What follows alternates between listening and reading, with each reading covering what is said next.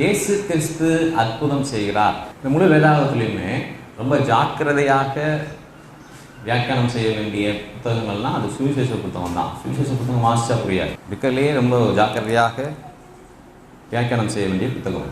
கவனிங்க, இயேசு கிறிஸ்து அற்புதம் செய்கிறார். இயேசு கிறிஸ்துவிடத்தில் நம்ம போனால் நம்முடைய நோய் சுகமாகும். இயேசு கிறிஸ்துவிட்ட போனால் நம்முடைய வாழ்க்கையிலே சில நன்மைகள் உண்டாகும் அப்படிங்கிறத கேள்விப்படுறாங்க. எது வரைக்கும் கேள்விப்பட்டாங்க? யார் யாரெல்லாம் கேள்விப்பட்டாங்கன்னா, அரண்மனையிலே உள்ளவர்களும் கேள்விப்பட்டாங்க. ராயல் அஃபிஷியல், அதாவது அரண்மனையில் இருக்கிற அதிகாரிகள் என்ன பண்ணுறாங்க? இதை கேள்விப்படுறாங்க. அப்போது ஒரு காரியம் நம்ம புரிஞ்சுக்கணும், தேவன் ஏழை எளியவர்களுக்கு மட்டுமல்ல, உயர் அந்தஸ்தில் உள்ளவர்களுக்கு என்ன செஞ்சார்? அற்புதத்தை செய்தார். நம்ம பெரும்பாலும் தேவனை ஊழியர்கள் அப்படி காட்டிடுவாங்க. இந்த காரியத்தில், இந்த வேதபுதிலிருந்து அநேக காரியங்களை கற்றுக்கொள்ள போகிறோம். முதலாவது என்னென்னா, நீங்கள் வாசிங்கன்னா அது எங்கே வாசிக்கலாம் அப்படின்னு, அதிகாரி எங்கே வருது? இது ராஜாவின் மனுஷன் 46 வாசிச்சோம்னா, அப்பொழுது கப்பர்நகூமிலே ராஜாவின் மனுஷரில் ஒருவனுடைய குமாரன் எப்படி இருந்தான்? வியாதியாக இருந்தான். வேதத்தை எப்படி வாசிக்கணும் அப்படி நீங்கள் கூட கற்றுக்கலாம். 46வது வருஷத்தில் ராஜாவின் மனுஷர் இதை பயாஸ் பண்ணக்கூடாது. அதாவது ஒரு பக்கமாக இருக்கக்கூடாது. இயேசு கிறிஸ்து ஏழை எளியவர்களுக்கு அற்புதம் செஞ்சார், விதவைகளுக்கு அற்புதம் செஞ்சார், பரிதாபத்திற்குரிய நபர்களுக்கு என்ன பண்ணுறாரு? அற்புதம் செஞ்சார்.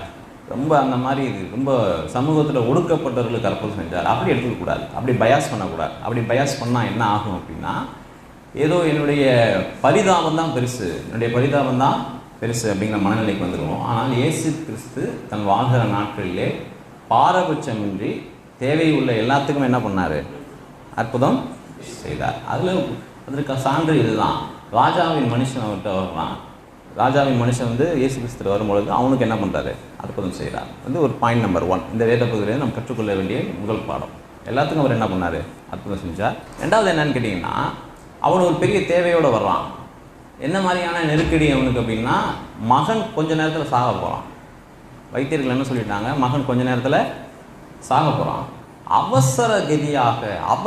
அவசரமாக எல்லா வைத்தியமும் பார்த்துட்டு இனி ஒன்றுமே செய்ய முடியாது, இவனை எப்படியாவது நம்ம காப்பாற்றி ஆகணும் அப்படின்னு நினைக்கும் பொழுது, அந்த சந்தர்ப்பத்தில் தான் இந்த ஊருக்கு இயேசு கிறிஸ்து வர்றார். ஏறத்தாழ இந்த மனிதன் இருக்கிற இடத்துல இருந்து இயேசு கிறிஸ்து வந்தார் அப்படின்னு அவனுக்கு சொல்லப்பட்ட அந்த ஊர் பார்த்திங்கன்னா எவ்வளோ தொலைவு இருக்கும் அப்படின்னா, ஒரு 25 கிலோமீட்டர். 25 கிலோமீட்டர் வேகமாக என்ன பண்ணுறான்? போகிறான். இயேசு கிறிஸ்து எப்படியாவது எவ்வளவு சீக்கிரம் நான் இயேசு கிறிஸ்துகிட்ட போய் என் மகன் வியாதியாக இருக்கிறான் அப்படின்னு சொல்லணும்னா, அவ்வளவு சீக்கிரம் என் மகன் பிழைப்பதற்கு அவ்வளவு வேகமாக போகிறான். ஒரு பெரிய தேவையோடு வருகிறான்.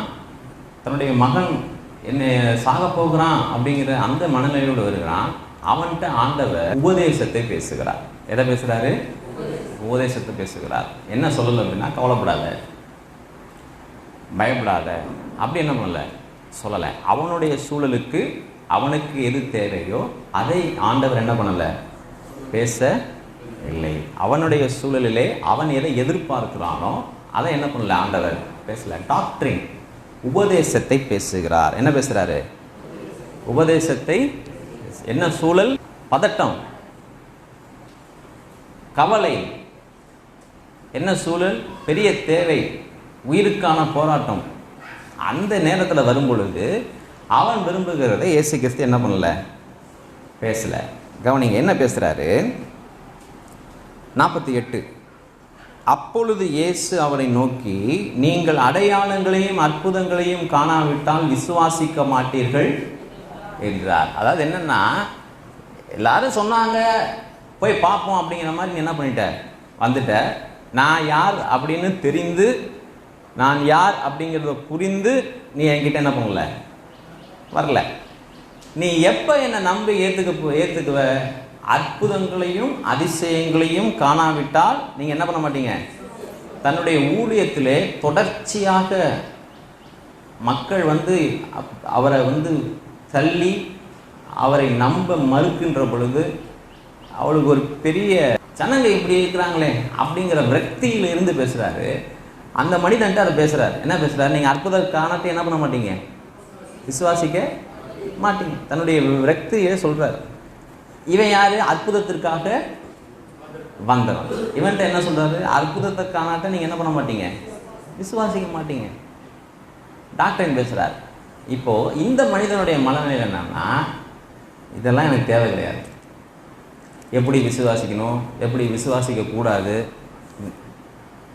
நீர் யாரு, என்ன, எங்க இருந்தது, அதெல்லாம் எனக்கு தேவை கிடையாது. இவர் என்ன சொல்றாரு? 48. அப்பொழுது இயேசு அவனை நோக்கி, நீங்கள் அடையாளங்களையும் அற்புதங்களையும் காணாவிட்டால் விசுவாசிக்க மாட்டீர்கள் என்றார். அதை பற்றி அவன் கவலையே போடல. 49. அதற்கு ராஜாவின் மனுஷன், ஆண்டவரே, என் பிள்ளை சாகரத்துக்கு முன்னே வர வேண்டும் என்றான். நீங்கள் பேசி டைம் வேஸ்ட் பண்ணாதீங்க. எனக்கு போதிக்க வேண்டியதுக்கு இது என்ன கிடையாது, நேரம் கிடையாது. அதெல்லாம் என்ன பண்ணலாம், அப்புறம் வச்சுக்கலாம். என் பிள்ளை என்ன பண்ண போகுது, சாக போகுது. என்னுடைய பிள்ளை மரணத்திற்கு எதுவாக என்ன பண்ணுறான், இருக்கலாம். பெரிய கவலை இருக்கு. என்னுடைய மனநிலை என்ன, பெரிய கவலை. ரொம்ப உடஞ்சி போயிருக்கேன். நீ பேசி என்ன பண்ண வேண்டாம், நேரத்தை வீணாக்க. ஆண்டவரே, நீ சீக்கிரம் வர வேண்டும், நீ சீக்கிரம் வர. முதலாவது இந்த வேத பகுதியில் இருக்க வேண்டியது என்ன அப்படின்னா, ஆண்டவர் எல்லாத்துக்கும் என்ன பண்ணாரு, அற்புதம் செய்தார். பாரபட்சத்தோடு நடந்துக்கல. ஏதோ பரிதாபத்திற்குரியவர்களுக்கு மட்டும் என்ன பண்ணல, அப்படி தேடி தேடி போகலை. விதவைகள், குருடர்கள், நீங்கள் வாசிங்கன்னா அப்படி ஒரு இமேஜ் உங்களுக்கு கிடைக்கும். இன்றைக்கி இருக்கிற ஊழியக்காரங்க அப்படி ஒரு இமேஜ் உங்களுக்கு கொண்டு பண்ணிடுவாங்க. குருடர்கள், சப்பானிகள், ஏழைகள், அந்த விதவைகள், இப்படி ஒடுக்கப்பட்டவர்கள், இப்படி தேடி தேடி போனார். அப்படி கிடையாது. தேவையில் உள்ள எல்லாருக்குமே அவர் என்ன பண்ணார், உதவி செய்தார். தேவையில் உள்ள எல்லாத்துக்குமே அவர் என்ன பண்ணார், உதவி செய்தார். நம்ம ரெண்டாவது பாடம் இங்கே கற்க வேண்டியது என்னென்னா, அவன் பெரிய நெருக்கடியோடு வருகிறான், பெரிய அவசரத்தோடு வருகிறான். அவனுக்கு நடக்க வேண்டியது என்னென்னா, உடனே ஏசிக்கிட்ட போனோன்னே எனக்கு என்ன தேவை, உடனே எனக்கு ஒரு சுகம் தேவை. அவனுக்கு உபதேசிக்க என்ன பண்ணுறாரு, தொடங்குறார். இவன் என்ன சொல்லிட்டான், ஆண்டவரே, நீ சீக்கிரம் வர வேண்டும், நீ சீக்கிரம் வர வேண்டும். அதெல்லாம் கேட்குற மனநிலையில் அவன் இல்லை. அதெல்லாம் கேட்குற மனநிலையில் அவன் இல்லை. என்ன நடக்குது அப்படின்னா, அதே மாதிரி 47 இது நீங்கள் வேறு மொழிகளில் வாசிங்கன்னா இது என்ன சாராம்சத்தில் இருக்குன்னு நம்ம புரிஞ்சுக்கலாம். அதற்கு ராஜாவின் மனுஷன், ஆண்டவரே, என் பிள்ளை சாகரத்திற்கு முன்னே, என் பிள்ளை சாகரத்துக்கு முன்னே நீ பேசி பேசி டைம் ஆக்குறீர்.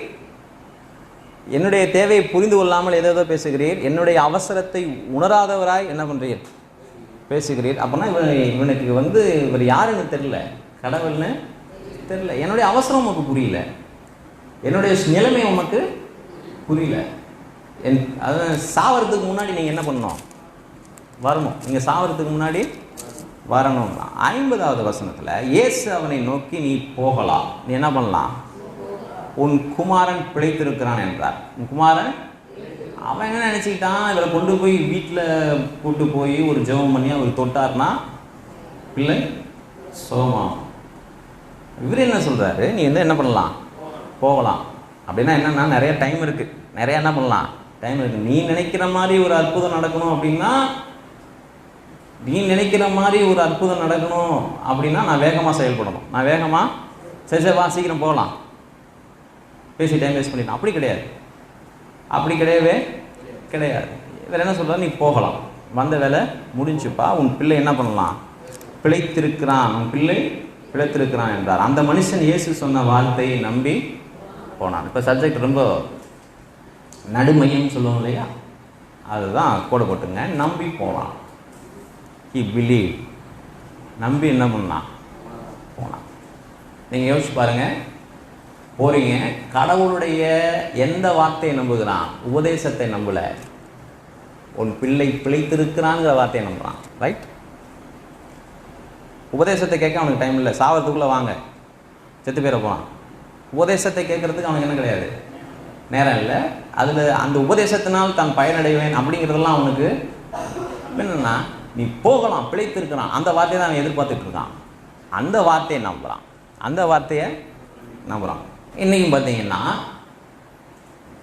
இந்த மனிதன் ராஜாவின் மனுஷன், கடவுளை அறிய வேண்டிய விதத்திலே அறியாதவன். யார் யாரெல்லாம் என்னென்ன சொல்கிறாங்களோ அதெல்லாம் காதில் வாங்கி வச்சிருக்கிற ஒரு ஆள். கடவுளிடத்தில் போனால் எனக்கு நன்மை உண்டாகும். இவரது தான் இவனுடைய ஆன்மீகம். கடவுளிடத்தில் போனால் என்னுடைய நெருக்கடி நேரத்தில் கடவுளே அப்படின்னு கூப்பிட்றதுக்கு எனக்கு யார் வேணும், கடவுள் வேண்டும். தேவன் ஒரு மனிதனுடைய வாழ்க்கையிலே என்னென்னலாம் செய்ய விரும்புகிறார் அதை பற்றி அக்கறை இல்லை. ஆனால் என்னுடைய வாழ்க்கையிலே எனக்கு என்னென்னலாம் வேணுமோ அதற்கு ஒரு தேவன் தேவை. அந்த மாதிரி கடவுளை நம்பாத ஒரு ஆள் அவ்விசுவாசின்னு. ஆனால் இவன் எந்த வார்த்தையை புரிஞ்சுக்கிறான்னு கேட்டிங்கன்னா, நீ போகலாம் உன் பிள்ளை பிழைத்திருக்கிறது அப்படிங்கிற அந்த வார்த்தையை என்ன பண்ணுறான், நம்புகிறான். ஏன்னா இவனுக்கு அப்படி தான் சொல்லி கொடுத்துருக்காங்க. ஏசுகிட்ட போனால் சுகம், ஏசுகிட்ட போனால் அற்புதம், அப்படி தான் என்ன பண்ணாங்க. சரி, இந்த நம்பிக்கை மெச்சிக்கொள்ளத்தக்கதா? இந்த நம்பிக்கை வாவ் சூப்பர், எவ்வளோ ஒரு நம்பிக்கை, என்ன மாதிரியான ஒரு நம்பிக்கை, ஒரு சிறந்த நம்பிக்கை அப்படின்னு மெச்சிக்கொள்ளத்தக்கதான்னா ஆமாம். ஏன்னா இது வரைக்கும் நடந்த வேதத்தில் நடக்கிற அற்புதங்கள் எல்லாமே ஸ்பாட்டில் நடக்கும். எப்படி நடக்கும்? அவர் யாரை தொட்டாரோ அங்கே அற்புதம், அவரை யார் தொட்டார்களோ அங்கே நடக்கும். இப்போ இவர் சொன்ன வார்த்தையை நம்பி இவன் 25 கிலோமீட்டர் என்ன பண்ணணும், திரும்பி நம்பி என்ன பண்ணணும், போகணும். கம்பேரிட்டிவ்லி, ஒப்பீட்டு அளவிலே இவனுடைய நம்பிக்கை சிறப்பானதாக தோன்றும். இவனுடைய நம்பிக்கை சிறப்பானதாக தோன்றும். இன்னைக்கும் பார்த்தீங்கன்னா அவ்விசுவாசியான ஜனங்கள் இயேசு கிறிஸ்துவை குறித்து அரைகுறையா கற்றுக்கொண்டவர்கள் சில உறுதியான நம்பிக்கை உடையவர்களாக இருப்பாங்க. மற்றவர்களை விடவும் சில உறுதியான நம்பிக்கை உடையவர்களாக இருப்பாங்க. ஆனால் அது மெச்சிக்கொள்ளத்தக்கதா அப்படின்னா தேவனுடைய பார்வையில் அப்படி கிடையாது. தேவனுடைய பார்வையில் அப்படி கிடையாது.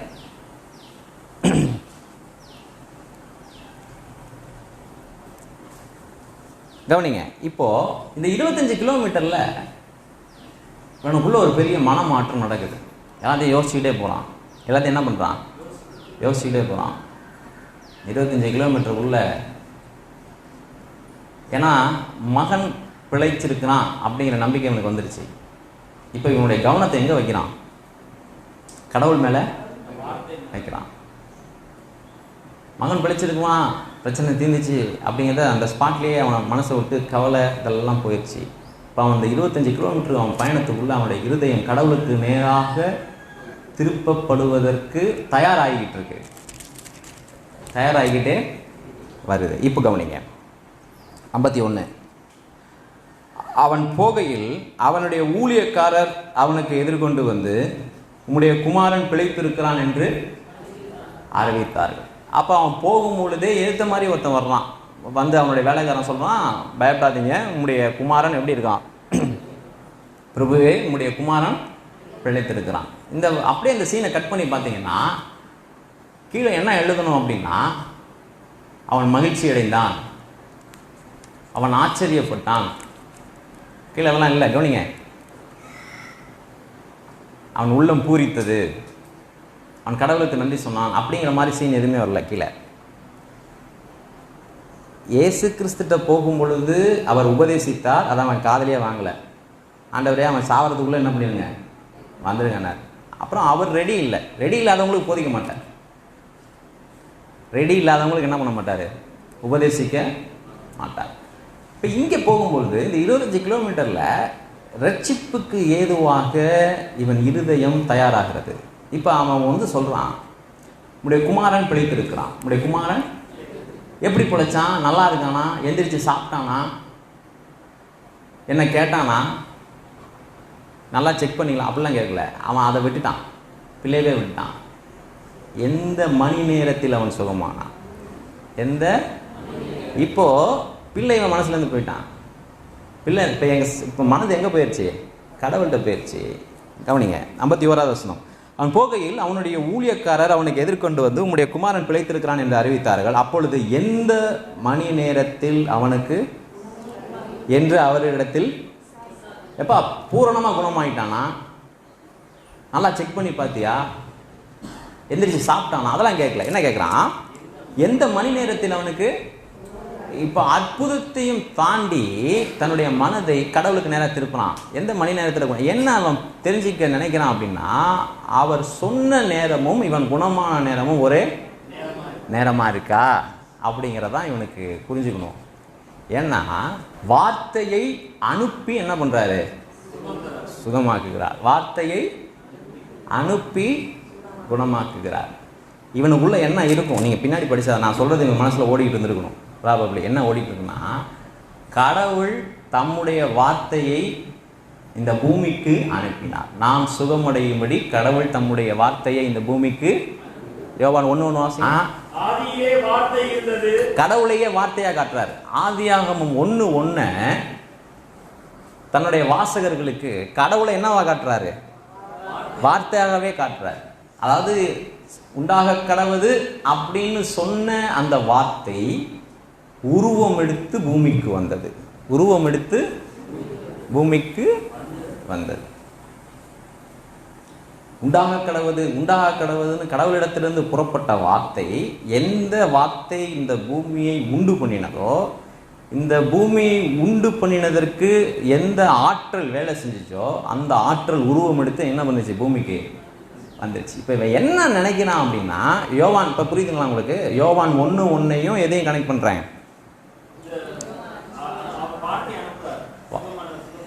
என்ன யோவான் என்ன சொல்ல வர்றாரு அப்படின்னா, வார்த்தையை பூமிக்கு கடவுள் என்ன பண்றாரு? அனுப்புகிறார். எந்த வார்த்தையை? குமாரனை அனுப்புகிறார். நம்முடைய வார்த்தையை மனு உருவு கொண்டு பூமிக்கு வர செய்கிறார். இப்படி தன்னுடைய வார்த்தையை, தன்னுடைய குமாரனை பூமிக்கு தந்தார், பூமிக்கு அனுப்பினார். எதற்கு? மனிதர்கள் மீட்கப்பட, மனிதர்கள் மீட்கப்பட, மனிதர்கள் அழிவிலிருந்து தப்பிக்க, மனிதர்கள் நித்திய வாழ்வை பெற, மனிதர்கள் பாவ மன்னிப்பை பெற. இதுதான் நற்செய்தி. யோவான் சொல்ல வருகிற இவன் இப்போ சப்ஜெக்டை புரிஞ்சுக்கிட்டான். வார்த்தையை அனுப்பி எப்படி குணமாக்கினாரோ அப்படிதான் கடவுள் பூமிக்கு வார்த்தையா இருக்கிற தேவனை அனுப்பிச்சிருக்கிறாரு. இந்த வார்த்தையே என் பிள்ளைக்கு சுகம் தரும் என்று சொன்னால், நான் இயேசு கிறிஸ்துவை அனுப்பப்பட்ட வார்த்தையா இருக்கிற அவரை விசுவாசித்தேன்னா கண்டிப்பா என்ன கிடைக்கும்? எனக்கு நித்திய வாழ்வு. அதுதான் அவன் மனசுல ஓடிட்டு இருந்தது. எந்த நேரம் 52 அப்பொழுது எந்த மணி நேரத்தில் அவனுக்கு குணம் உண்டாயிற்று என்று அவரிடத்தில் விசாரித்தான். அவர்கள் நேற்று 7ஆம் மணி நேரத்தில் ஜுனோமாவை விட்டது என்றார்கள். உன் குமாரன் பிழைத்திருக்கிறான் என்று இயேசு தன்னுடனே சொன்ன மணி நேரம் அதுவே என்று தகப்பன் அறிந்து அவனும் அவன் வீட்டார் அனைவரும் என்ன பண்ணாங்க? எல்லாம் சொல்லுங்க. அவனும் என் பிள்ளை குணமாகணும்னு போகும் பொழுது கடவுளை நம்பினான். பைபிள்ல இருக்கா? என் பிள்ளை குணமாகணும்னு போகும் பொழுது கடவுளை என்ன பண்ணான்? நம்பினான். ஆனால் பிள்ளை குணமான பிற்பாடு அவரை விசுவாசித்தான். அவர் என்ன பண்ணான்? நம்பிக்கைக்கும் விசுவாசத்துக்கும் அர்த்தம் புரியுதா? அவன் கரங்களை உயர்த்த முடியுமா? ரொம்ப ட்விஸ்ட் பண்ணிக்கக்கூடாது. நம்பிக்கையும் விசுவாசத்தையும் என்ன பண்ணக்கூடாது? இறை நம்பிக்கைக்கும் இறை விசுவாசத்துக்கும் என்ன உண்டு? வித்தியாசம் உண்டு. இறை நம்பிக்கைக்கும் இறை விசுவாசத்திற்கும் என்ன உண்டு? வித்தியாசம் உண்டு. நம்பிக்கைங்கிற ஒரு இடத்துல விசுவாசம் போட்டிருப்பாங்க, விசுவாசம் இடத்துல நம்பிக்கைன்னு போட்டிருப்பாங்க. மாறி மாறி டிரான்ஸ்லேட் ஆகும். அதனால் அது கொஞ்சம் சிரமமாக இருக்கும் படிச்சுக்கிறதுக்கு. கவனிங்க. உன் குமாரன் பிழைத்திருக்கிறான் என்று இயேசு தன்னுடைய சொன்ன மணி நேரம் அதுவே என்று தகப்பன் அறிந்து அவனும் அவன் வீட்டார் அனைவரும் என்ன பண்ணாங்க? அவர் என்ன பண்ணாங்க? விசுவாசம். இப்போ நம்புவதின் மூலமாக அற்புதம், நம்புவதின் மூலமாக அற்புதம், அற்புதத்தின் மூலமாக விசுவாசம். இதுதான் தேவனுடைய திட்டம். நாம் சேர்ந்து சொல்லுவோம். நம்புவதின் மூலமாக அற்புதம், அற்புதத்தின் மூலமாக விசுவாசம். நினைக்கிறீங்களா? யோவான் பைபிளில் ஒரு இடத்துல வாசிக்கிறோம், இயேசு கிறிஸ்து செய்த அற்புதங்களை எல்லாம் தொகுத்து புத்தகமாக்கினால் இடம் பற்றாது. அந்த புத்தகங்களுக்கு என்ன பண்ணாது? அப்படி எழுத முடியாது, அவ்வளோ அற்புதம் செஞ்சார் அப்படின்னு சொல்கிறாங்க. ஆனால் ஏன் சில குறிப்பிட்ட அற்புதங்கள் மட்டும் வேதத்தில் பதிவு செய்யப்பட்டு எழுதப்பட்டு நமக்கு கொடுக்கப்பட்டிருக்கு அப்படின்னா, வெறும் இந்த அற்புதங்கள்லாம் நடந்துச்சு அப்படிங்கிற நம்பிக்கைக்காக அல்ல, இந்த அற்புதங்களுக்கு பின்னாடி இருக்கிற விசுவாசத்தை நம்ம என்ன பண்ணணும்? பெற்றுக்கொள்ளணும். இந்த அற்புதங்களுக்கு பின்னாடி இருக்கிற விசுவாசத்தை பெற்றுக்கொள்ளும். இப்போ இந்த வேத பகுதியை வாசம் இல்லையா? அப்போ இதிலிருந்து நம்ம கற்றுக்கொள்ள வேண்டியது என்னன்னா, இறை நம்பிக்கை உள்ளவர்கள் சபையில் நிறைஞ்சிருக்காங்க. சபையில் நிறைஞ்சிருக்காங்க. அதனால தான் சபைக்கு வராங்க. ஏதோ ஒரு நல்லது என்ன பண்ணணும்? நடக்கும். எனக்கு நல்ல வேலை கிடைக்கும், கை கால் நல்லா இருக்கும், வருமானம் பெருகும். வருமானம் பெருகி பலதரப்பட்ட சராசரியான மனித தேவை, இதெல்லாம் இருக்கிறவங்க கூட கொஞ்சம் போய் ஒரு 4 பேரை பார்த்து பேசினா, ஒரு ஜெபம் பண்ணிட்டு வந்தால் கொஞ்சம் எப்படி இருக்கும், நல்லாயிருக்கும். அப்படிங்கிற மாதிரி பலதரப்பட்ட தங்களுடைய தேவைக்காக என்ன பண்ணலாம், வரலாம். இல்லை ஞாயிற்றுக்கிழமை ஒருத்தர் பார்க்க வேண்டியது இருக்குது, நம்ம போய் அந்த கூட்டத்திலையும் கலந்துக்கிட்டு அவர் என்ன பண்ணலாம், பார்த்துட்டு வரலாம். அப்படி பலதரப்பட்ட வரலாம். பழக்க தோஷத்தில் வர்றவங்களும் உண்டு. ஞாயிற்றுக்கிழமை வீட்டில் இருக்க முடியாது, மனசை அடிச்சுக்கும். அந்த மாதிரி ஒரு பழக்க தோஷத்தில் வர்றவங்களும் உண்டு. வந்து இங்கே உட்காந்து நல்லா தூங்கி எந்திரிச்சு போகிற ஆட்களும் உண்டு. நான் ரொம்ப மலிவாக பேசலை, அதெல்லாம் தான் எதார்த்தம். அப்படி ஆட்களும் உண்டு. நான் என்ன கேட்குறேன், இறை நம்பிக்கை இருக்குல்ல, இந்த இறை நம்பிக்கை போதுமானது அல்ல. இந்த இறை நம்பிக்கை போதுமானது அல்ல. என்னுடைய கஷ்டம் தீரும் அப்படிங்கிற அந்த நம்பிக்கை நம்மை ரட்சிக்காது. நம்ம என்ன பண்ணாது, ரட்சிக்காது. நம்ம என்ன பண்ணாது. அப்படி ஒரு எதிர்பார்ப்போடு நாம் உட்காந்தோம்னா உபதேசம் நம்மளுக்கு பிடிக்காது. உபதேசம் மண்டையில் ஏறாது.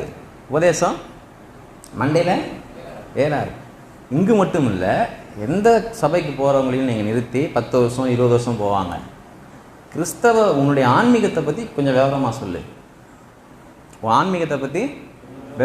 அப்படின்னா பெரும்பாலும் அவங்க சொல்கிறது என்னென்னா, கடவுள்கிட்ட இயேசு கிறிஸ்துவிட்ட போனால் உனக்கு என்ன நடக்கும், நன்மை உண்டாகும், என் வயிற்றொழில் சரியாச்சு, அதுக்கு நானே சாட்சி. அப்படி என்னன்னா தாங்கள் பெற்ற நன்மைகளை சொல்லுவாங்க. அவங்களுக்கு அந்த ஆன்மீகத்தை விவரிக்க தெரியாது. ஏன்னா அப்படி நோக்கத்தோடு அவங்க சபைக்கு போய் வர்றது இல்லை. உபதேசம் அவங்களுக்கு பிடிக்காது. இயேசு கிறிஸ்துவே பேசுகிறாரு, உபதேசிக்க தொடங்கிறாரு. ஐயோ அவன் செத்துல போனான் ஆண்டவரே, சீக்கிரம் என்ன பண்ணுங்க. உபதேசம் அவங்களுக்கு பிடிக்காது. உபதேசம் அவங்களுக்கு மண்டையில் ஏறாது. இவங்களை முழுசாக மனசை நிறைச்சிருக்கிறது என்னன்னா கவலை, நடைமுறை வாழ்க்கையில் இருக்கிற சிக்கல்கள். தேவன் என்ன சொல்லுகிறார், உன்னுடைய வாழ்க்கையை எனக்கு அர்ப்பணி. நான் அந்த வாழ்க்கையை ஆளுகை செய்கிறேன், ஆலோசனை தர்றேன், நான் பார்த்துக்கிறேன் வாழ்க்கையை, உன்னை எஜுகேட் பண்ணுறேன். இந்த வாழ்க்கையை எப்படி பார்க்கணும், இந்த வாழ்க்கையை எப்படி புரிஞ்சுக்கணும் அப்படின்லாம் உன்னை என்ன பண்ணுறேன், உன்னை எஜுகேட் பண்ணுறேன். எது முக்கியம் இல்லை, மற்றவர்களுடைய அபிப்பிராயங்களால் எப்படி பாதிக்கப்படாமல் ஒரு வாழ்க்கை வாழ முடியும், மற்றவர்களுடைய அபிப்பிராயங்கள் ஒப்பீனியன், மற்றவர்களுடைய எண்ணங்களால் பாதிக்கப்படாத ஒரு வாழ்க்கையை எப்படி வாழ முடியும். சமீபத்தில் ஒரு குழந்தை பால்கனியில் தவறி விழுந்துடுச்சு. இந்த குழந்தைய காப்பாற்றிட்டாங்க. அது பார்த்தீங்கன்னா வைரல் ஆயிடுச்சு. அதை வீடியோ எடுத்து போட்டு வைரல் ஆயிடுச்சு. இப்போ அந்த பொண்ணும் வேலை செய்கிறான், வீட்டுக்காரரும் வேலை செய்கிறான், ஏதோ தவறுதெல்லாம் விழுந்துருச்சு. இப்போ நல்லது என்னென்னா குழந்தை பொழைச்சிக்கிச்சு, குழந்தைய காப்பாற்றியாச்சு. ஆனால் தொடர்ச்சியாக சமூக வலைதளங்களில் வருகிற அந்த விமர்சனம் இருக்கு இல்லையா, அந்த விமர்சனங்களை இந்த பொண்ணால் என்ன பண்ண முடியல, தாங்க. அந்த விமர்சனத்தை இந்த பெண்ணால் என்ன பண்ணல, தாங்க முடியல. இவ தற்கொலை பண்ணிட்டான். ஐடியில் வேலை செய்கிறான், நல்ல சம்பளம், நல்லா படிச்சிருக்க, கணவனுக்கு சம்பளம், நல்ல சம்பளம், பெரிய அப்பார்ட்மெண்ட்டில் வீடு இருக்காங்க. இப்போ வீட்டுக்காரன் என்னம்மா இப்படி வானத்தையே வாங்கி விட்ட அப்படின்னு வீடு சொன்னோடனே கொஞ்சம் மனசில்னு கொண்டு போய் என்ன பண்ணிட்டான், இவன் ஒரு கிறுக்கன் கொண்டு போய் அம்மா வீட்டில் விட்டான். கொண்டு போய் என்ன பண்ணிட்டான், அம்மா வீட்டில் கொண்டு போய் விட்டான். அங்கே தூக்க மாட்டி இறந்துட்டாவ. படிச்சிருக்கா, குழந்த செத்து போச்சு, அதனால் நானும் செத்து போகிறேன்னா கூட ஒரு அர்த்தம் இருக்கும். குழந்தை பொழைச்சிக்கிச்சு. ஆனால் அந்த விமர்சனத்தை எதிர்கொள்ள முடியல. இந்த விமர்சனத்தை என்ன பண்ணல, எதிர்கொள்ள தன்னுடைய வாழ்க்கை ரியல், என்னுடைய வாழ்க்கை தான் உண்மை. வாழ்க்கையில் நன்மையை இவர் அடைந்தாலும் மற்றவங்களோட ஒப்பீனியன் இவளை என்ன பண்ணிச்சு, ரொம்ப பாதிச்சு. இது தெரிஞ்சது, ஆனால் நிறைய சாகுறாங்க. அப்படி படித்தவர்கள் கடன் பிரச்சனை ஆயிடுச்சு. வீட்டுக்காரன் வீட்டுக்கு முன்னாடி சத்தம் போட்டான். கடனை ஈஸியாக அடைச்சிடலாம், ஆனால் அவன் சத்தம் போட்டது தாங்காமல் என்ன பண்ணிட்டான். இந்த கோர் பிலீஃப் என்ன சொல்ல வரேன் அப்படின்னா, கடவுள் தேவை மனிதனுக்கு, கடவுள் மனிதனுக்கு தேவை. அவன் எவ்வளோ படிச்சிருந்தாலும் எப்படி மற்றவங்களுடைய ஒப்பீனியன் உன்னை பாதிக்காமல் இருக்கணும். தப்பு நடந்து போச்சு, நல்ல காலம் அந்த தப்பு நடந்து போச்சு, நல்ல காலம் கடவுள் புண்ணியத்தில் குழந்தை பொழைச்சிக்கிச்சு. ஆனால் மற்றவங்களோட ஒப்பீனியன் ரொம்ப முக்கியம் பாருங்கள். நிறைய கிறிஸ்தவர்களும் பார்த்தீங்கன்னா கடவுள்கிட்ட இருந்து எந்த விதமான மாற்றம் அடைந்த இருதயத்தையும் பெறலை. கவனிங்க, நான் என்ன சொல்ல வரேன் அப்படின்னா, இறை நம்பிக்கை வந்து அந்த சமயத்தில் நம்மளுக்கு என்ன கிடைக்கலாம், நம்பிக்கையை இறை நம்பிக்கை அந்த சமயத்தில் நமக்கு ஒரு நன்மையை என்ன பண்ணிடலாம், தந்துடலாம். இப்போ இறை நம்பிக்கை என்ன உண்டு, அந்த பையன் வந்து பொழைச்சிக்கிட்டான், அந்த பையன் கண்டிப்பாக ஒரு நாள் சாக தான் போகிறான். இந்த பையன் கண்டிப்பாக இறை நம்பிக்கை ஒரு தற்காலிக நன்மையை உண்டு பண்ணிடும், தற்காலிக நம்பிக்கையை உண்டு பண்ணிடும். ஆனால் மனிதன் தொடர்ச்சியாக அந்த வாழ்க்கையை வாழணும் அப்படின்னா அவனுக்கு இறை விசுவாசம் தேவை. இறை விசுவாசம். ஜனங்க ஏன் உபதேசத்தை விரும்புறதில்ல, ஜனங்க ஏன் கடவுள்கிட்ட கற்றுக்கொள்ள விரும்புறதில்லை அப்படின்னா, அவங்க என்ன நினைக்கிறாங்க, அதில் பெருசாக பிரயோஜனம் கிடையாது, அதில் பெருசாக பிரயோஜனம் அப்படின்னு நினைக்கிறாங்க. அது எனக்கு புரியாதுங்கிறாங்க, அது எனக்கு புரியாது, அதில் பெருசாக பிரயோஜனம் கிடையாது, அதில் போட்டு நம்ம என்ன பண்ண வேண்டாம், அது நம்ம புரியாதுன்னே முடிவு பண்ணிடுறாங்க. ஏன் புரியல, உபதேசத்தை கேட்க மனதில், அதனால் என்ன பண்ணல, புரியல. அப்போ என்னென்னா இறை விசுவாசம் ரொம்ப முக்கியம், இறை விசுவாசம் ரொம்ப முக்கியம். இப்போது கடவுள் நம்பிக்கையே இல்லாத ஒரு மனிதன், அவனை விட்டுருங்க. இயேசு கிறிஸ்துட்டே வராதவன், அதை விட்டுருங்க, அவனை விட்டுருங்க. அற்புதம் நடந்துச்சுன்னா அதை பரியாசம் பண்ணுறவன், அதை கேலி பண்ணுறவன், அவனையும் என்ன பண்ணுங்க, விட்டுருங்க, அவன் சப்ஜெக்ட் கிடையாது. நான் சொல்ல புரியுங்களா? அற்புதத்தெல்லாம் நான் நம்ப மாட்டேன், எனக்கு அது ஒரு அற்புதம் நடக்கணும்னு அவசியமோ இல்லை. அற்புதம் நடந்தும் இயேசு கிறிஸ்து அற்புதம் செஞ்சாலும் அதை கண்ணார கண்டும் அவரை கேலி செஞ்சாங்க. கண்ணார கண்டும் என்ன பண்ணாங்க. இப்போ இவங்களெல்லாம் விட்டுருங்க, இவங்களெல்லாம் விட்டுருங்க. அவன் வந்து அதற்கென்றே நியமிக்கப்பட்டிருக்கான், அவன் தேர வாய்ப்பே கிடையாது, அவன்கிட்ட போய் போராடவும் கூடாது, அவன்கிட்ட போய் போராட முடியாது. இப்போ என்னென்னா என்னுடைய இலக்கு என்ன அப்படின்னா, இந்த இறை நம்பிக்கையில் உள்ளவங்களை இறை விசுவாசத்துக்கு என்ன பண்ணணும், கொண்டவன். இது வரைக்கும் விளங்கினவங்களும் கரங்களை உயர்த்த முடியுமா? தேவனுடைய சித்தமும் அதுதான், தேவனுடைய சித்தமும் அதுதான், தேவனுடைய நோக்கமும்.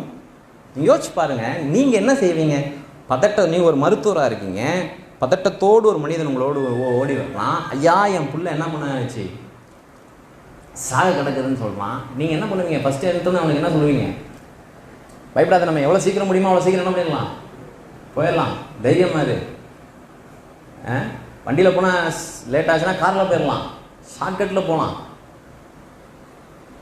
இல்லாட்டி ஒரு ஃபோன் பண்ணி சொல்லு, நான் இங்கேருந்தே சொல்கிறேன், உன் பையன் என்னென்னலாம் வந்து ஃபஸ்ட் எய்ட் பண்ணணும்னு என்ன பண்ணுறேன், கவனிங்க. அதெல்லாம் பற்றி நேராக வராது. நீ அற்புதத்தையும் அடையாளத்தையும் கண்டாரோலையும் நீங்கள் என்ன பண்ண மாட்டேங்கிறீங்க, விசுவாசிக்க மாட்டீங்கன்னு ஆரம்பிக்கிறார். என்னமோ சொல்ல வராரு, அவன்கிட்ட அவனுக்கு ஒரு போதனையே அவனை வச்சு எடுக்கலான்னு என்ன பண்ணுறாரு, முடிவுக்கு வராரு. இவனுக்கு அதுக்கெல்லாம் என்ன கிடையாது டைமு, இவனுக்கு அதுக்கெல்லாம் என்ன கிடையாது டைம் இல்லை.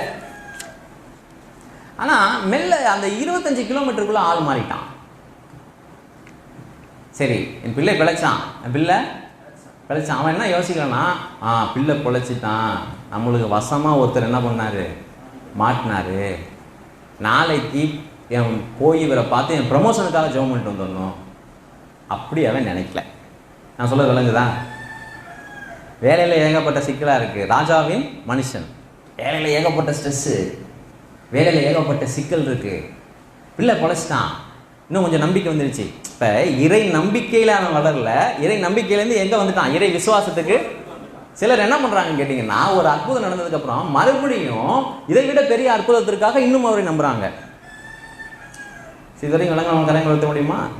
கொஞ்சம் அப்படி மெல்ல போவோம். அதை தான் வந்து இன்றைக்கி ஊழியர் என்று சொல்லப்படுகிற சாபத்தின் பிள்ளைகள் அதை தான் அவங்க சொல்லி வராங்க.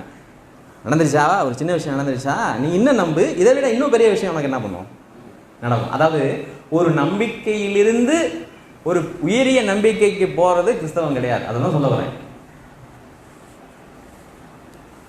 ஒரு எளிய நம்பிக்கையிலிருந்து அதன் மூலமாக ஒரு நன்மையை பெற்றுக்கொண்டு அதிலிருந்து ஒரு பெரிய நம்பிக்கைக்கு போகிறது என்ன கிடையாது, கிறிஸ்தவம் அல்ல, கிறிஸ்தவம் அல்ல. அப்போ இவன் என்ன பண்ணிட்டான், இன்னைக்கு போனோம், கடவுளை பார்த்தோம், என்னுடைய மகன் சுகமாயிட்டான், நாளைக்கே ஏதாவது ஒரு சிக்கல்னா மறுபடியும் அவர்கிட்ட போகலாம் அப்படின்னு அவரை மந்திரவாதியா என்ன பண்ணல, இவன் நினைக்கல, அவரை மந்திரவாதியான நினைக்கல. நான் உங்களுக்கு புரியணுங்கிறதுக்காக தான் சொல்ல வரேன், மற்றபடி என்னுடைய நோக்கம் என்னன்னா உங்களுக்கு புரியணும்.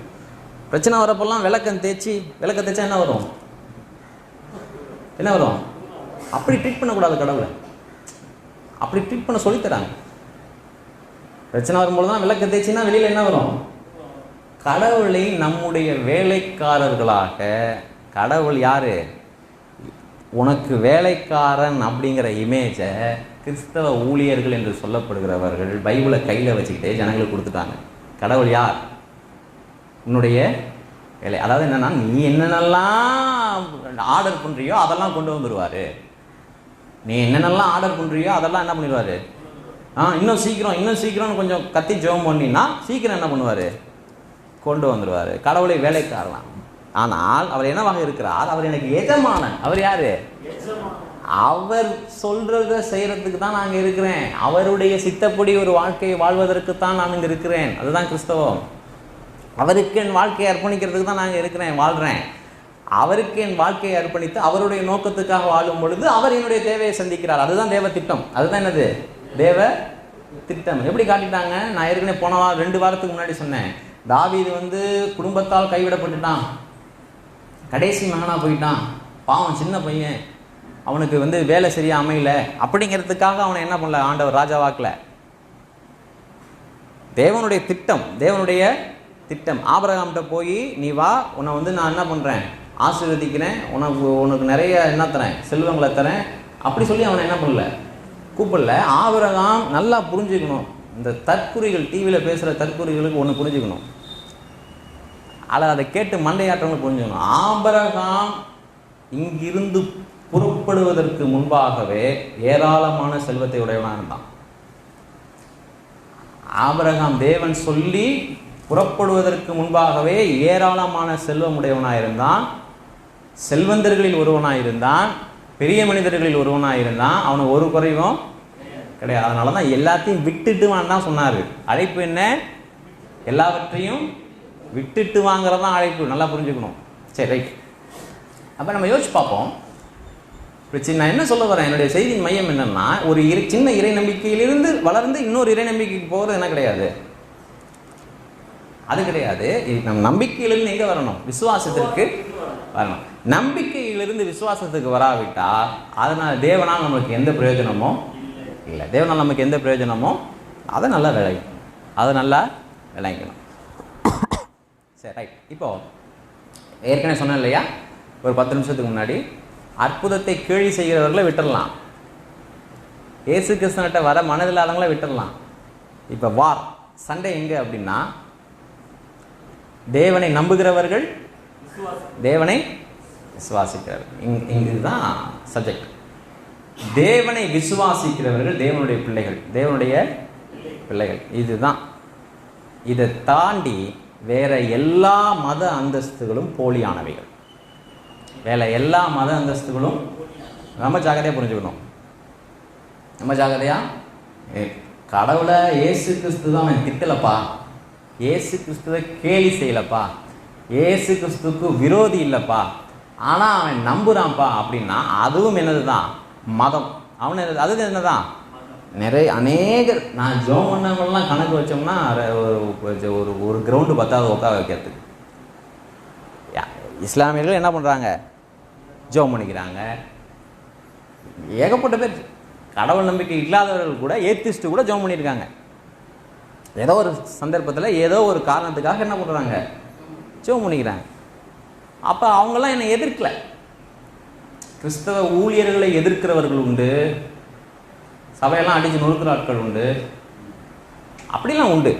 நம்ம என்ன நினைக்கிறோம், அவன் தான் யார் கிறிஸ்தவத்திற்கு விரோதி நினைக்கிறோம். அப்படி கிடையாது, அப்படி கிடையவே கிடையாது. இப்போ சப்ஜெக்ட் எங்கன்னா, போர் எங்கன்னா இறை நம்பிக்கைக்கும் இறை விசுவாசத்துக்கும் தான் போர். இறை விசுவாசம்தான் போர். கவனிங்க, இன்னையிலேருந்து நான் போதிக்கிறது ரொம்ப முக்கியம். ரொம்ப அடிப்படையான காரியங்களை பேச போகிறேன். அடுத்த ஒரு 5-6 வாரத்துக்கு, ரைட்டா? நீங்கள் தான் கவனமாக கேட்கணும். ரொம்ப அடிப்படையான விஷயம். இப்போது பாஸ்டர் நீங்கள் இல்லை என்ன பண்ணுறது அப்படின்னா, நான் இல்லாத பொழுதும் என்ன பண்ணணும்?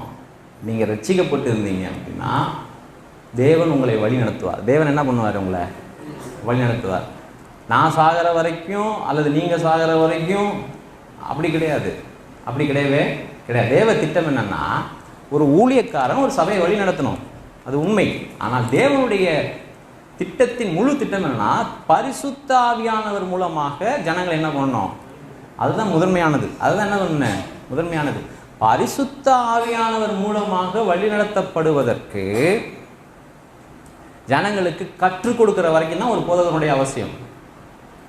இன்றைக்கும் எனக்கு ஆலோசனை தேவைன்னா காரணமா என்னுடைய நான் யாரை வசனம் தெரிஞ்ச ஆள் அப்படின்னு யாராவது ஒருத்தர் 2 பேர் இருந்தாங்கன்னா அவங்கள்ட்ட போய் ஒரு சஜஷனுக்கு போவேன். அப்போது நான் எனக்கு 60 வயசு ஆனாலும் 70 வயசு ஆனாலும் எனக்கு 80 வயசு உள்ள ஒரு ஊழியக்காரன்ட்ட ஆலோசனைக்கு போக வேண்டியது அவசியம். அப்படி நான் என்ன சொல்ல வரேன் அப்படின்னா, ஊழியக்காரர்களுடைய அவசியம் இல்லாமல் போகாது. ஆனால் இப்போ என்னை கொண்டு போய் காட்டில் விட்டாலும் மேட்டில் விட்டாலும் வாழணும். நம்ம கடவுளுக்காக என்ன பண்ணணும், அங்கே யார்கிட்ட போய் டவுட்டு கேட்பீங்க, வாழணும். அங்கே யார்கிட்ட போய் ஜோம் பண்ணிக்க பண்ணுவீங்க. அதுக்கு என்ன பண்ணணும்னா கடவுளோடு நடந்து பழகி படிச்சுக்கணும். இதற்கெல்லாம் அடிப்படை நாம் ரட்சிக்கப்பட்டு தேவனுடைய பிள்ளையாக இருக்கணும். ரட்சிக்கப்பட்டு தேவனுடைய பிள்ளையாக இருக்க வேண்டும். கவனிங்க. அப்போ நம்ம ரொம்ப அடிப்படையான சில விஷயங்களை இன்னையிலேருந்து ஒரு 5 வாரத்துக்கு என்ன பண்ண போகிறோம், போதிக்க போகிறோம். நாங்கள் கவனமாக கேட்கணும். நீங்கள் ரட்சிக்கப்பட்டிருந்தீங்கன்னா நீங்கள் தப்பிச்சுக்கலாம். ரட்சிக்கப்பட்டிருந்தீங்கன்னா நீங்கள் தப்பிச்சுக்கலாம். யார் இருந்தாலும் இல்லாட்டியும் என்ன பண்ணலாம், நீங்கள் தப்பிச்சுக்கலாம். ரட்சிக்கப்படாதவர்களுக்கு சிக்கலே கிடையாது. அவங்களுக்கு எந்த பிரச்சனையுமே கிடையாது. இப்போ நான் இல்லை, இன்னொருத்தர் இங்கே நிற்கிறாருன்னா சரி பக்கத்தில் இருக்குது, எங்கே போகுவோம், இது நடந்தால் போகிற அளவுக்கு என்ன இருக்குது, இதுதான் பக்கத்தில் இருக்குன்னா எங்கே உட்காருவாங்க. உங்கள் எங்கேயாவது ஒரு இடத்துல ஒரு 7:30க்குனா ஒரு 8-8:15 உட்காருவாங்க. பிரச்சனை கிடையாது. அந்த மாதிரி பிரச்சனை கிடையாது. ஆனால் நீங்கள் விசுவாசியாக இருந்தீங்கன்னா ரொம்ப முக்கியம். சில அடிப்படையான காரியங்களை நம்ம புரிஞ்சிக்க வேண்டியது அவசியம். அடிப்படைகளை உறுதியாக இருப்போம் என்று சொன்னால் நமக்கு சிக்கல் பெருசாக இருக்காது. பெருசாக என்ன கிடையாது, சிக்கல் இருக்காது. பெருசாக சிக்கல் இருக்காது. கவனிங்க.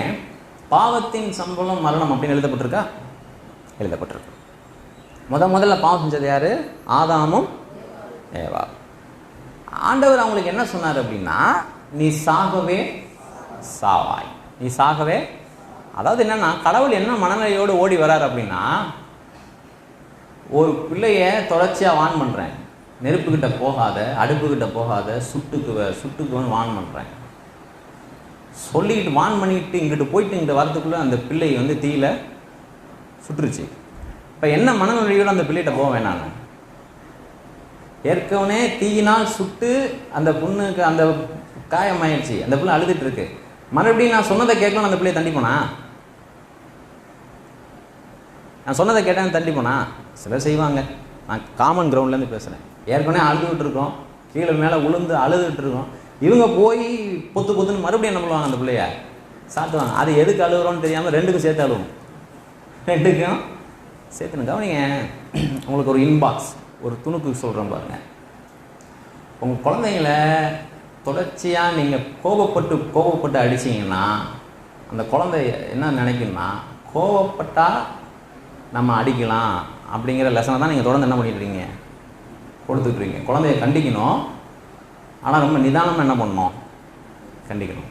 ரொம்ப நிதானமாக என்ன பண்ணணும், கண்டிக்கணும். ரொம்ப சமநிலையான ஒரு மனநிலையோடு என்ன பண்ணணும், வேகமாக உங்களுக்கு கோவம் உடனே போய் அதை அப்படியே ட்ரீட் பண்ணிக்கிட்டு இருந்தீங்கன்னா, கோவம் வந்தால் நம்ம என்ன பண்ணலாம், தங்கச்சி அடிக்கலாம், தம்பி அடிக்கலாம். நாளைக்கு கட்டினா யார் அடிக்கலாம்? ஆஃபீஸில் மேனேஜர் திட்டினாலும் யாரை போட்டு சாத்தலாம்? குடிச்சிட்டு அடிப்பானுங்க, குடிக்காமல் அடிப்பாங்க. கவனிங்க. என்ன சொல்ல வரேன் அப்படின்னா, என்ன மனநிலையோடு நீங்கள் போவீங்க? ஒரு சாமானிய தகப்பன் என்ன மனநிலையாக போவான்? நான் சொன்னேன் கேட்டியா? இப்போ என்ன சொல்ல போகிறான்? அந்த பிள்ளையை சபிக்க மாட்டான், விளைவில் சொல்ல போகிறான். என்ன கொப்பளம் ஆயிரும், நீ ஸ்கூலுக்கு லீவ் போட வேண்டியது வரும், நான் சொன்னதை கேட்காதனால உன் கையில் எவ்வளோ பெரிய காயம் வரும், எரியும், நீ சாப்பிட முடியாது, இதெல்லாம் சொல்லுவோம் இல்லையா? அதை தான் சொன்னார். அதை தான் என்ன பண்ணார், சொன்னார். நான் சொன்னேன் இதை சாப்பிடக்கூடாதுன்னு சொன்னேனே, சாப்பிட்டியா? ஆமாம் ஆண்டவரே சாப்பிட்டேன். போச்சு போ, இனி என்ன கிடையாது உனக்கு, நீ இனிமேல் நம்ம 2 பேரும் ஒன்றா இருக்க முடியாது, இதை நீயே சூஸ் பண்ணிட்ட, இனி ஏதேனும் தொடர்ந்து இருக்க முடியாது, நீ நெத்தி வேறு செஞ்சு என்ன பண்ணணும், வேலை செய்யணும், உன் வாழ்க்கையை நீயே பார்த்துக்கன்னு சொல்லிட்டேன். இனி அதில் பிரச்சனைகளும் சிரமங்களும் நிறையா இருக்க போகுது. நான் உன் பின்னாடி என்ன பண்ண முடியாது, உன்னை கைட் பண்ணவும் முடியாது. ஏன்னா நீ பெரிய ஒரு என்ன பண்ணிட்ட, அதற்கான வாய்ப்பே இல்லாமல் பண்ணிட்ட. இதை தான் சொன்னார். அங்கே மனிதனை சபிக்கலை, விளைவுகளை என்ன பண்ணார், இதை புசிக்கிற நாளிலே சாகவே சாவாய், நெருப்பில் கையை வச்சுன்னா அவ்வளோதான், கை போச்சுங்கிற மாதிரி தான் அங்கே சொன்னார். அது சாபம் கிடையாது. என்ன சிந்திச்சுக்கிட்டு இருக்கோம் இன்றைக்கி அப்படின்னா, இறை நம்பிக்கை வெர்சஸ் இறை விசுவாசம். இதுக்கு 2க்குமான இடைவெளியை தான் போதிச்சுக்கிட்டு இருக்கோம். நம்ம பல சமயத்தில் என்ன நினச்சிக்கிறோம், அவ்விசுவாசி விசுவாசின்னா நம்மளுக்கு என்ன பிக்சர் நம்மளுக்கு கிடச்சிருச்சு, எல்லாம் படித்து கொடுத்துட்டாங்கன்னா, சர்ச்சைக்கு போகிறவன் யார்? விசுவாசி. சர்ச்சைக்கு போகாதவன் யார்? அவ்வளோதாங்க, இவ்வளோதான். வெளியே போய் நின்றுட்டு எல்லோரும் எங்கே போக போகிறீங்க? எல்லோரும் எங்கே போக போகிறீங்க? நரகத்துக்கு போக போகிறீங்க. ஏன்னா நீங்கள் தேவை என்ன எல்லாத்தையும் கும்பிட்றீங்க, எங்கே போக போகிறீங்க? நரகத்துக்கு போக போகிறீங்க. இவங்களை கூப்பிட்டு கேளுங்க, நீ பரலோகத்தில் போயிடுவீங்களா அப்படின்னா என்ன சொல்லுவாங்க நினைக்கிறீங்க? பரிசுத்தமாக இருப்பீங்களாண்ணா? இங்கிட்டும் போக மாட்டான், இங்கிட்டும் போக மாட்டான். பரிசுத்தம் ஆகிக்கிட்டே இருக்கணும்மா. ஒன்று பரிசுத்தம் ஆகிக்கிட்டே. சரி, எப்போ முடிப்ப? கவனிங்க. சாகவே சாவாய். பாவம் செய்தது யாரு? ஆதாம். சாகவே சாவாய். பாவத்தின் சம்பளம் என்ன? ஆனால் பூமியில் நடந்த முதல் மரணம் கொலையினால் நடந்தது. யாரு? எங்க எடுங்க அங்க எடுங்க. 4வது அதிகாரம் வாங்க.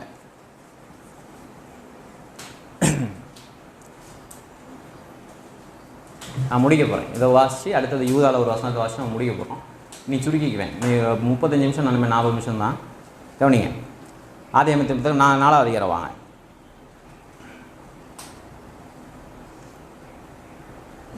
3வது வசனத்திலிருந்து வாசிக்கிறேன், நீங்கள் அப்படி கவனிச்சுட்டு வாங்க. ஆதியாகமத்தின் புத்தகம் 4வது அதிகாரம் 3வது வசனத்தில், சில நாள் சென்ற பின்பு காயின் நிலத்தின் கனிகளை கத்தருக்கு என்ன பண்ணணும் தான்? ஆபேலும் தன் மந்தையின் தலையீச்சுகளிலும் அவைகளில் கொழுமையானவைகளில் சிலவற்றை கொண்டு வந்தான். ஆபேலையும் அவன் காணிக்கையும் கத்தர் என்ன பண்ணார்? காயினையும் அவன் காணிக்கையையும் அவர் என்ன பண்ணல? அப்பொழுது எல்லாம் சேர்ந்து சொல்லுவோம், இதான் முக்கியம். அப்பொழுது காயினுக்கு மிகவும் எரிச்சல் உண்டாகி அவன் முகநாடி கவனிங்க, விரலை கவனிங்க. பாவத்தின் சம்பளம் என்ன? பாவம் என்னத்தை கொண்டு வரும்? மரணத்தை கொண்டு வரும். ஆதாம்கிட்ட போய் நீ பாவம் செஞ்சுட்ட, நீ சாகவே அப்படின்னா என்ன அர்த்தம்னா, முதல் டெத்து யாராக இருந்திருக்கணும்? ஆதாம் தான் இருக்கணும். ஆனால் முதல் டெத்து பையன் சாகுறான். முதல் டெத்து என்ன பண்ணுறான்? இப்போ காரணம் என்னன்னு யோசிச்சு பார்த்தீங்களா? முதல் டெத்து யார் சாகணும்? ஆதாம். நீ சாகவே சாவேன்னா ஆதாம் தான் சாகணும். ஆனால் பூமியில் நடந்த முதல் மரணம் எதில் நடந்துச்சு? இயற்கை மரணம் அல்ல, அது கொலை. 2 காரியம். ஒன்று மகசார் தான், இன்னொன்று என்னன்னா அது இயற்கை மரணம் அல்ல, கொலை. பூமியில் நடந்த முதல் கொலை. காரணம் என்ன அப்படின்னா, 2 பேரும் கடவுள்கிட்ட போறாங்க. 2 பேரும் ஆராதிக்கிறாங்க. 2 பேரும் பலி செலுத்துறாங்க. 2 பேரும் காணிக்கை கொடுக்குறாங்க. ஒருத்தனுடைய காணிக்கை என்ன பண்ணிட்டாரு? கடவுள் அங்கீகரித்தார். ஒருத்தனுடைய காணிக்கை என்ன பண்ணல? அங்கீகரிக்கல. அதனால இவனுக்கு கோபம் வந்து அவனை என்ன பண்ணிட்டான்? கொண்டுட்டான். அருமையானவர்களே, உங்க மனசுல ஆழமா பதிய வச்சுங்க. பூமியில நடந்த முதல் கொலைக்கு காரணம் மதம். பூமியில நடந்த முதல் கொலைக்கு காரணம் என்னது? எந்த மதம்? எந்த மதம்? அன்னைக்கு இருந்தது ஒரே கடவுளை தான் 2 பேரும் சேவிச்சாங்க. ஒரே கடவுளுக்கு தான் 2 பேரும் காணிக்கை கொண்டு போனாங்க. வேற அன்னைக்கு வேற கடவுளை மனிதன் தெரிந்து கொள்ளாத காலம். அங்கேயே கொலை நடக்குது. ஏன் காணிக்கை அவர் அங்கீகரிக்கல, உன் காணிக்கை என்ன பண்ணாரு? அது எப்படி நடக்கலாம்? பூமியில் நடந்த முதல் மரணம் என்னது? காரணம் என்னது? மத ரீதியாக நடந்தது தான் முதல்.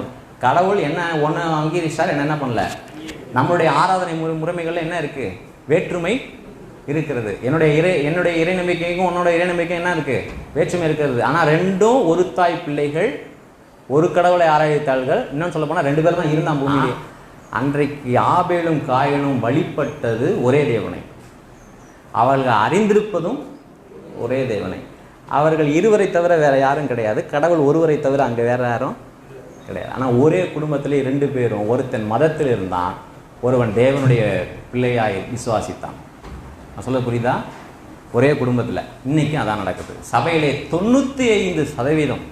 ஒருவேளை இங்கே 100 பேர் இருந்தீங்கன்னா 95ன்னு வச்சுங்க. 50 பேர் அப்படின்னா 45ன்னு வச்சுங்க. நான் வந்து இது இன்னும் கூட ஜாஸ்தி சொல்லலாம், 95க்கு மேலேன்னு சொல்லலாம். இதுதான் நடக்குது. ஒரே கடவுளை தான் ஆராதிப்பாங்க. ஆனால் சிலர் நம்புவாங்க, சிலர் விசுவாசிப்பாங்க. சிலர் நம்புவாங்க. 10க்கு 9 ஊழியர்கள் எதை பேசுகிறாங்க? இறை நம்பிக்கை. இப்போ என்னை பார்த்து அநேகர் வைக்கிற குற்றச்சாட்டு என்னன்னா, அல்ல அநேகருடைய எதிர்பார்ப்பு என்னன்னா, ஏங்க நீங்கள் வசனத்தை பேசுங்க, அது போதும். ஜனங்க ரட்சிக்கப்படுவதற்கு ஏதுவான காரியங்களை என்ன பண்ணுங்க, சொல்லுங்களேன், அது போதும். நீங்கள் ஏன் அவங்க தப்பு இவங்க தப்பு இவங்க தப்புன்னு ஏன் சொல்கிறீங்க? கவனிங்க, யூதா நிருபம் வாங்க. வேதத்தில் 3 சம பங்கு. எது சரியான போதகம், எது சரியான இறை நம்பிக்கை, அதற்கு சம பங்கு எது சரியான இறை நம்பிக்கை இல்லை. இயேசு கிறிஸ்துனுடைய ஊழியக்காரனும் யாக்கோபுடைய சகோதரனுமாய் இருக்கிற யூதா, பிதாவாகிய தேவனாலே பரிசுத்தமாக்கப்பட்டவர்களும் இயேசு கிறிஸ்துனாலே காக்கப்பட்டவர்களுமாகிய அழைக்கப்பட்டவர்களுக்கு எழுதுகிறதாவது, உங்களுக்கு இரக்கம் சமாதான அன்பும் பெருக கடவுள். யாருக்கு எழுதுறதுன்னு ஃபர்ஸ்ட் சொல்லிட்டார். ஒரு லெட்டர் எடுத்து யாருக்கு எழுதுறதுன்னு ஃபர்ஸ்ட் சொல்லிட்டாரு. அப்புறம் அவங்களை விஷ் பண்ண 3வது வசனத்தில் சப்ஜெக்டை சொல்றாரு. சப்ஜெக்ட் என்ன? பிரியமானவர்களே, பொதுவான ரட்சிப்பை குறித்து உங்களுக்கு எழுதும்படி நான் மிகவும் என்ன பண்ணேன், கமா. அதை எப்படி நான் அதை விவரப்படுத்துகிற பாருங்க. விசுவாசம்னா என்ன, பாவம்னா என்ன, கடவுளை ஏன் மனுஷன் விசுவாசிக்கணும் அப்படின்னு ரட்சிப்பை குறித்து, பொதுவான ரட்சிப்பை குறித்து நான் எழுதுவதற்கு எப்படி இருந்தேன், கருத்துள்ளவனா. அப்படின்னா என் மனசெல்லாம் அதான் இருந்துச்சு. ஜனங்களுக்கு எப்படியாவது நற்செய்தினா என்ன, இறை நம்பிக்கைன்னா என்ன, ரட்சிக்கப்படுறதுனா என்ன, பரலோகம்னா என்ன, நித்திய, அப்படி தான் மனசில் என்ன பண்ணிச்சு எனக்கு, கருத்துள்ளவனா இருக்கையில் பரிசுத்தவான்களுக்கு ஒரு விசை ஒப்பு கொடுக்கப்பட்ட விசுவாசத்திற்காக நீங்கள் தைரியமாய் போராட வேண்டும் என்று உங்களுக்கு எழுதி உணர்த்துவது எனக்கு அவசியமாய் கண்டது. எனக்கு அவசியமாய் என்ன சொல்றாருன்னா, என் பெண்ணை எடுக்கும் பொழுது நான் என்ன நினைச்சு எடுத்தேன் அப்படின்னா, நித்திய ஜீவனை குறித்து போதிச்சிடணும். ரட்சிப்புனா என்ன அப்படிங்கிறத என்ன பண்ணிடணும், போதிச்சிடணும். இயேசு கிறிஸ்துவினால் அவரை விசுவாசிப்பதின் மூலமாக வருகிற பாவ மன்னிப்பை பற்றி என்ன பண்ணணும், போதிச்சிடணும் அப்படின்னு நினச்சி என் பெண்ணை எடுக்கும் பொழுது பரிசுத்த ஆவியானவர் என்ன டைவர்ட் பண்ணார் அப்படின்னா, ஒரு விசை ஏற்கனவே விசுவாசியாக இருக்கிறவங்க அவர்களுக்கு ஒப்பு கொடுக்கப்பட்ட தாங்கள் பெற்றிருக்கிற விசுவாசத்திற்காக போராட வேண்டும் என்று, எல்லாம் சொல்லுங்க, போராட வேண்டும் என்று, பரிசுத்தவான்களுக்கு ஒரு விசை ஒப்பு கொடுக்கப்பட்ட விசுவாசத்திற்காக நீங்கள் எல்லாம் சொல்லுங்க, தைரியமாய், எல்லாம் சொல்லுங்க, தைரியமாய். சொல்றது யாரு? நீங்கள் தைரியமாய் போராட வேண்டும் என்று, எல்லாம் சொல்லுங்க, நீங்கள் தைரியமாய் போராட வேண்டும் என்று உங்களுக்கு எழுதி உணர்த்துவது எனக்கு அவசியமாய். நான் எதை கருத்துள்ளவனா இருக்கிறேன் அப்படின்னா, ரட்சிப்பை பத்தி போதிச்சிடணும் அப்படிங்கிறதுல கருத்தா இருக்கிறேன். ஆனா எது அவசியம், 2000 ஆண்டுகளுக்கு முன்பாகவே அவர் சொல்றாரு, எது அவசியம், ஏற்கனவே ரட்சிக்கப்பட்டவங்க தங்களுடைய மெய்யான விசுவாசத்திற்காக தைரியமா என்ன பண்ணணும், போராடணும். தைரியமா வேதம் எங்கிலும் இருக்கு. நீங்க என்ன சொல்லிட்டாங்கன்னா, நீ வசனத்தை சொல்லுங்க, மற்றவங்க தப்பா போதிச்சா நம்மளுக்கு என்ன? ஏன் இறை நம்பிக்கைக்கும் இறை விசுவாசத்திற்கும் ஏன் இவ்வளோ பெரிய விளக்கத்தை சொல்றீங்க? ஆதியாகமம் 1 யோவான் 4 வரைக்கும் அதான் இருக்கு. காட்டணா இல்லையா? முதல் கொலை எதனால நடந்துச்சு? மதம். ஆபேல் தன் விசுவாசத்திற்காக உறுதியாய் நின்றான். அவனை பார்த்தே இவன் மனசுக்குள்ள கண்டமாயிட்டான். அவன் நடக்கைகளே அவனுக்கு போதித்தது. அவனுடைய பக்தி போலியானது என்பது அவன் பார்க்கும் பொழுது என்ன ஆயிட்டான், கண்டமாயிட்டான், எரிச்சல் அடைந்தானா. என்ன பண்ணானா? எரிச்சல் அடைந்தான். ஏன்? கடவுள் அவனை அங்கீகரிச்சான்னு இவர் எரிச்சல் அடைந்தான். என்ன பண்ணிருக்கணும்? கடவுள் என்னை அங்கீகரிக்கவில்லையே, நான் அடுத்து என்ன செய்யணும், அப்படிதான் நினைக்கணும், அப்படிதான் நினைக்கணும். ஆனா அவனை எப்படி அங்கீகரிக்கலாம்? எனக்கு இளையவனை எப்படி அங்கீகரிக்கலாம்? எனக்கு அப்புறம் பிறந்தவனை எப்படி அங்கீகரிக்கலாம்? அதுதான் அவனுக்கு எரிச்சல். நேத்து சர்ச்சைக்கு இவ்வளவு பரிசுத்தமா இருக்கிறீங்க, சிலருக்கு தாங்காது. நேத்து நாங்க 20 வருஷமா இருக்கோம், ஒன்றும் தலையும் புரிய மாட்டேங்குது, வாழும் புரிய மாட்டேங்குது. பாட்டுக்கு ஒரு சர்ச்சை, மெசேஜுக்கு ஒரு சர்ச்சை. இவ்வளோ சின்னது இப்போ உடனே நல்லா பரிசுத்தமாகி முழுசாக கடவுளுக்குள்ள அர்ப்பணிச்சு ஊழியத்துக்கு போகிற சில பேர் போகிறாங்க. அப்படி சில பேர் கண்டமாறாங்க. கவனிங்க, என்ன சொல்ல வரேன் அப்படின்னா, விசுவாசத்திற்காய் தைரியமாக என்ன பண்ணணும், இதுதான் அழைப்பு. தைரியமாக போகிறான்னா எல்லாம் என்ன பண்ணணும்? அருவா எடுத்து போகணுமா?